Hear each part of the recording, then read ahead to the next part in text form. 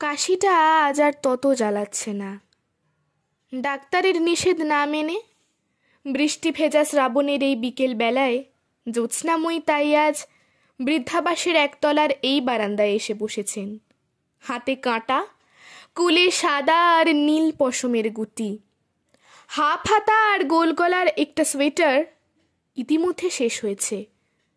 এখন তিনি হাত দিয়েছেন আর একটাতে, যাতে পুজোর আগেই এটাও তিনি শেষ করতে পারেন, যাতে 10 বছরের গোপাল তার ঠাম্মার সামনে এসে দাঁড়াবার সঙ্গে সঙ্গেই এটাও তার হাতে তুলে দেওয়া যায়।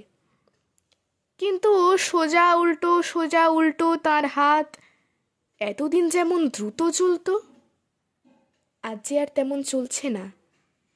তার কারণ নিউ জার্সি থেকে আজই একটা চিঠি পেয়েছেন জ্যোৎস্নাময়ী। ঠাম্মার গোপাল অর্থাৎ অরুণাংশ সেন আর কমলিকার পুত্র রনি, তাতে যদিও রোমান হরফে তবু বিশুদ্ধ বাংলায় জানিয়েছে, হলো না ঠাম্মা, বাপি আর মা বলছে সেপ্টেম্বরের শেষে আমরা কলকাতা নয় ওয়েস্ট কোস্টে ছুটি কাটাতে যাব।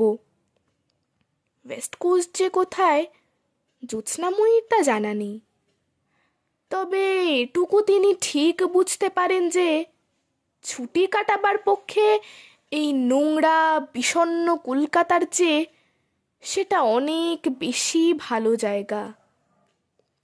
আকাশ থেকে আবার ঝিরঝির করে বৃষ্টি পড়তে শুরু করেছে, আর গাছগাছালির ঝুঁটি ধরে নেড়ে দিয়ে মাঝে মাঝেই ছুটে আসছে ভরা বর্ষার দমকা জলু হাওয়া।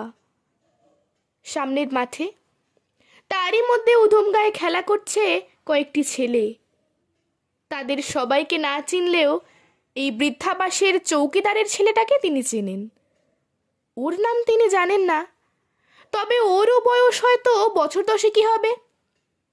মাঠের দিকে অপলক তাকিয়ে থাকতে থাকতে কি যে হলো, হঠাৎ চেয়ার ছেড়ে সামনে এগিয়ে গেলেন জ্যোৎস্নাময়ী।